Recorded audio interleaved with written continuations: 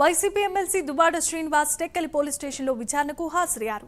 AP deputy CM Pawan Kalyan పై గతంలో దుబాడ శ్రీనివాస్ అనుచిత వ్యాఖ్యలు చేశారని టెక్కలి పోలీస్ స్టేషన్లో జనసేన నాయకులు ఫిర్యాదు చేశారు. దీనిపై తాజాగా టెక్కలి పోలీసులు దుబాడకు 41A కింద నోటీసులను జారీ చేశారు. దీంతో ఆయన పోలీస్ స్టేషన్లో విచారణకు హాజరయ్యారు.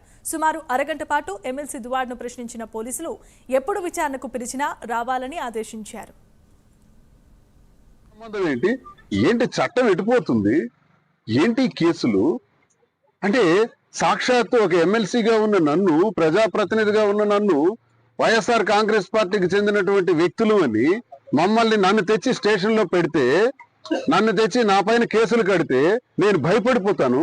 తద్వారా క్యాడర్ అంతా కూడా వైఎస్ఆర్ కాంగ్రెస్ పార్టీ నాయకులు, కార్యకర్తలందరూ చెల్లా చెదరైపోతారు, భయపడిపోతారు. ఇలా భయపెట్టి వీళ్ళని జైళ్లు, కేసులు పెట్టించి హింసిస్తే ఆ పార్టీ దెబ్బతింటుంది అని అనుకుంటున్నారేమో. నేను ఈరోజు తెలియజేస్తున్నాను, ఒకసారి కాదు 1000 సార్లు రమ్మన్నా స్టేషన్కి వస్తాను. అరెస్ట్ చేయాలనుకుంటే కేసులు కట్టి అరెస్ట్ చేయండి, జైల్లో పెట్టండి, తప్పేం లేదు. మేము నేరం చేస్తే తప్పకుండా పెట్టండి. మేము నేరం చేయలేదు కాబట్టి ఇలాంటి దిక్కుమాలిన కేసులు పెట్టారు పైన. ఇలాంటి దిక్కుమాలిన కేసులు, పవన్ కళ్యాణ్కి తిట్టాను 2 ఏళ్ల క్రితం, ఇదా కేసు.